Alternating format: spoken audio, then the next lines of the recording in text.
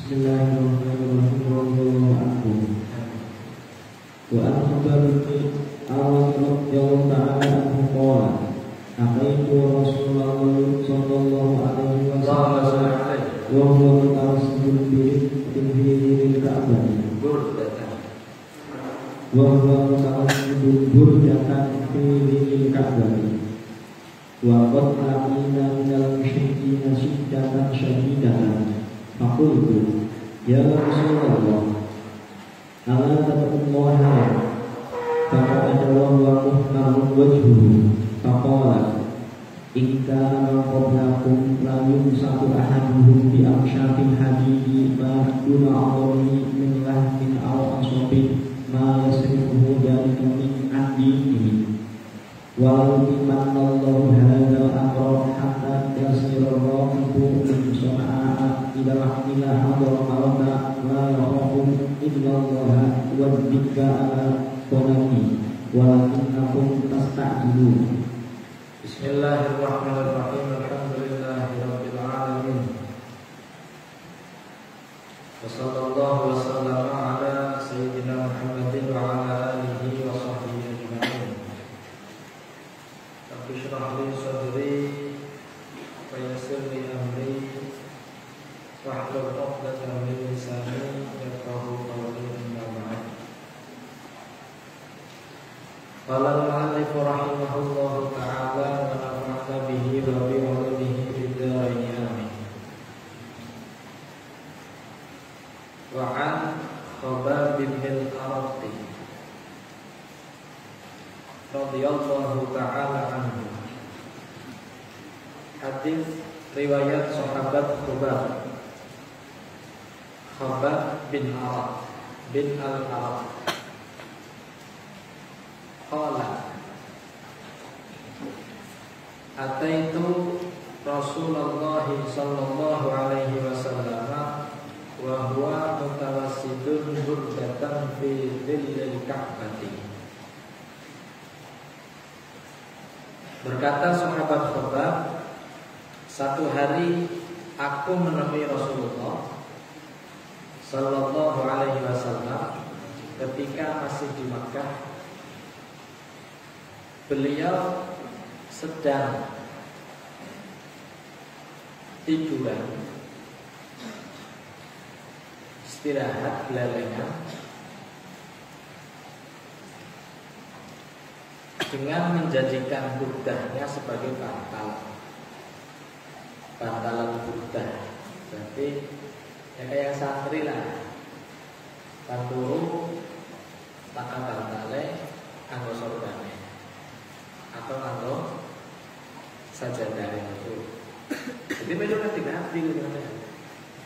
Kadang orang bantalan turun ya, bantalan sajadah derek aja. Ada sorban kata itu gantikan. Nek zaman riyin malah bocah mondok. Iku anggene kayu dibolongi ya. Tang zaman jenengan dikeroaki, jadi kalau turun oleh kayu dikeroaki, kayu kayak gitu keroaki, nggak turun, saya lantai ya.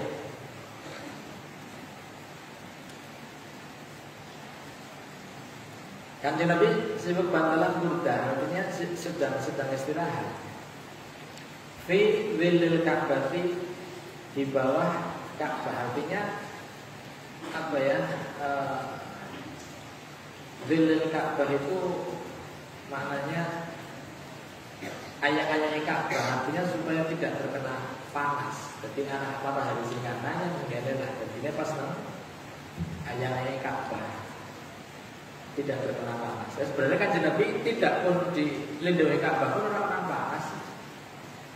Ya, Kanjeng Nabi kemanapun pergi selalu dilindungi sahab. Jadi orang panas. Orang payung itu orang panas. Lihat kepanasan kan Nabi orang panas. Kemana Rasul melangkah, sahab ikut. Waqad lakina minal musyrikina syiddatan syadidatan. Khabbab itu panwadul maring Kanjeng Nabi tentang perlakuan orang-orang kafir Quraisy terhadap para sahabat. Kayak itu sabar lah. Itu sabar, wadul maring Kanjeng Nabi. Ya Rasulullah, ala tad'ullaha lana. Sebuah permintaan. Ya Rasulullah,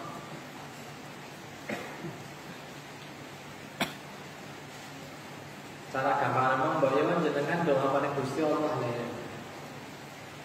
Berdoalah kepada Allah untuk kami, orang-orang yang tertindas, yang selalu disakiti, selalu ditakdzib oleh orang-orang kafir Quraisy Mekah. Doa ya Rasulullah, mohon doa kalau sudah jenengan doa, beri mereka kehancuran. Tapi riwayat dikatakan berdoalah untuk kemenangan kita gitu. Terus pada orang sabar. Faqa'ata Kanjeng Nabi enggak. Sing mau posisine Kanjeng Nabi siwek gelelengan enggak. Wa huwa muhmarrun wajhuhu. Dalam keadaan Kanjeng Nabi wajahnya berubah seperti berwarna merah. Di sini para mufassir hadis lihtimalain, imma merah karena memang bekas tidur, kemungkinan juga wajahnya merah karena ada sedikit kemarahan kepada Khabbab tentang syakwa atau aduan yang dilakukan oleh sahabat-sahabat kepada Rasulullah. Faqala, berkata Kanjeng Nabi ketika Khabbab minta untuk Rasul berdoa, in kana man qablakum la yumshatu ahaduhum bi amshatil hadidi ma duna 'azamihi min lahmin aw asbin ma yasrifuhu dzalika 'an dinihi. Nabi menceritakan tentang orang-orang dulu yang disiksa oleh musuhnya dengan siksaan seperti yumshat. Yumshat itu ya seperti disisiri, cuman sisir nganggo besi.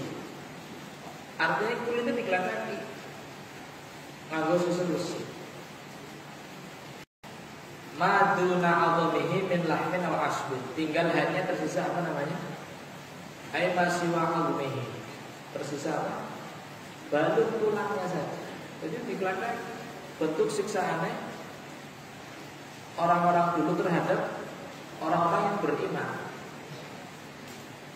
Bahkan satu hadis riwayatnya bimin syarif dengan gergaji seperti yang dialami oleh Nabi Zakaria alaihissalam. Digaji Nabi Zakaria. Artinya sedang menceritakan azab atau siksaan yang kalian alami wahai Khabbab itu belum seberapa dibanding dengan orang-orang terdahulu. Ana sing dibayaki, sing digaji, ya ada yang ana sing disasati sampai tersisa tulangnya saja, atau asos itu ya seperti saraf lah, apa. Ma yasrifuhu dzalika 'an dinihi, tidak menjadikan mereka berpaling dari agamanya. Tetap berpegang teguh terhadap agama Allah. Meskipun siksaannya luar biasa berat. Nabi menjanjikan wala yutimmanallahu hadzal amr. Ay wallahi la yutimmanna. Bahwa Allah benar-benar akan menyempurnakan hadzal amr. Ay hadzal din ya. Al-amru mana ad-din.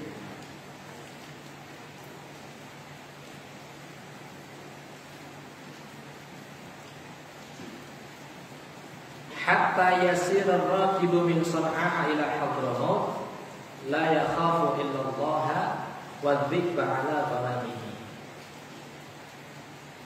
Saking nanti Islam akan berjaya, disempurnakan oleh Allah, orang-orang yang berjalan dari San'a ke Hadramaut. San'a dan Hadramaut itu dua wilayah di negara Yaman.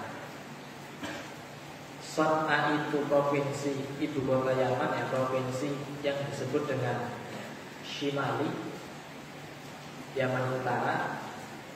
Sedangkan Hadramaut adalah Janubi, Yaman Selatan. Ibu kota Yaman di San'a atau San'a sekarang. Hadramaut meliputi Tarim itu Hadramaut ya, tempat dulu saya ngaji itu di Hadramaut. Itu provinsinya, kotanya Tarim.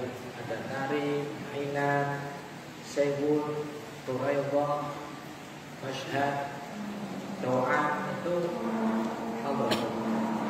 Provinsi Hadramaut. Jaraknya jauh. Dari Sewun ke San'a itu sekarang kalau naik pesawat 1 jam. Memang pesawat 1 jam.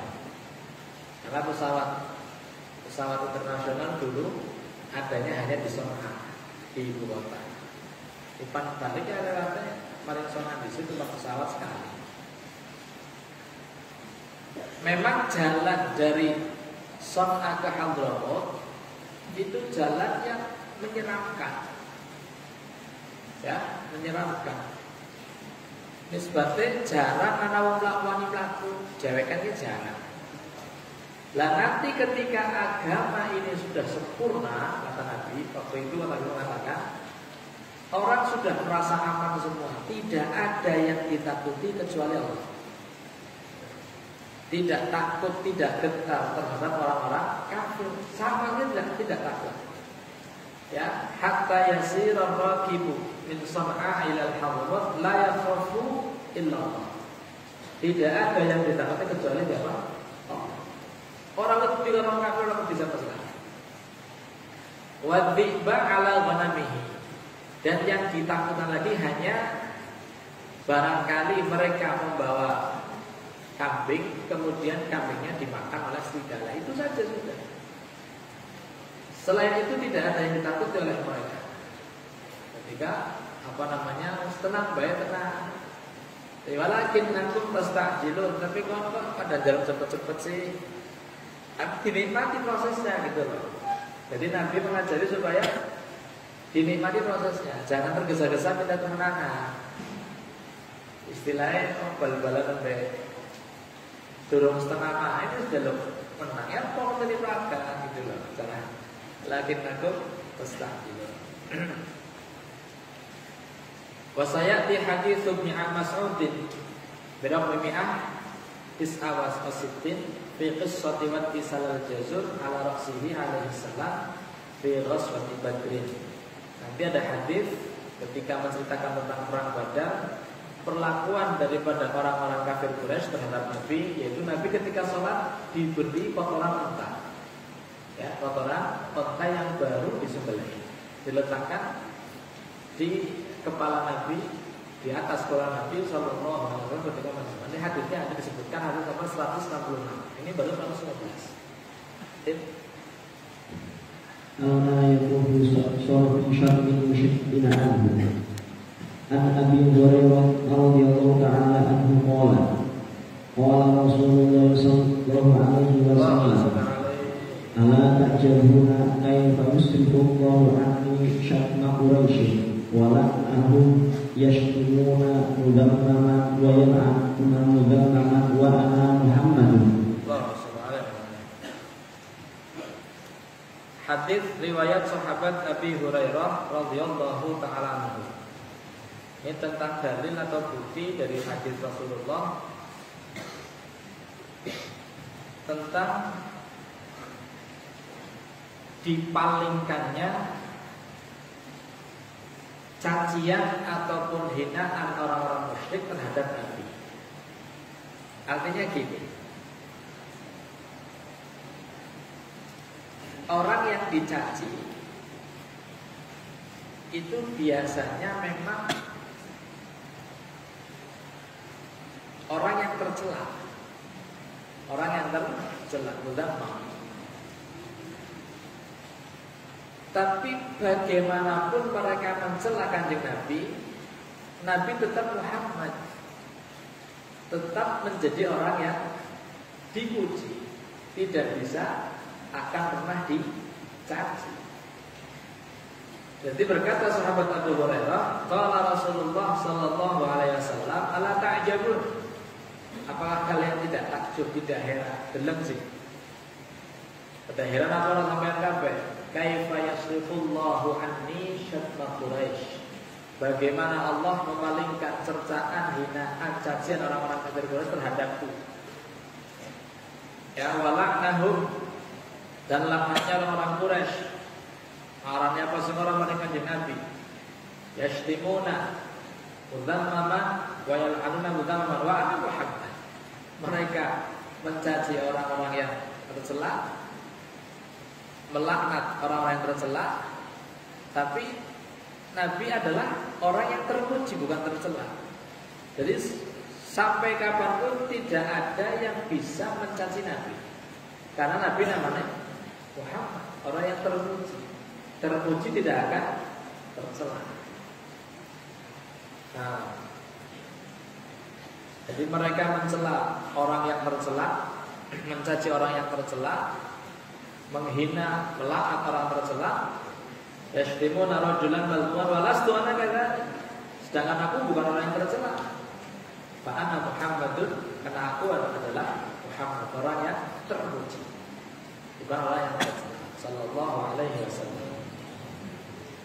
Doa'uhu wa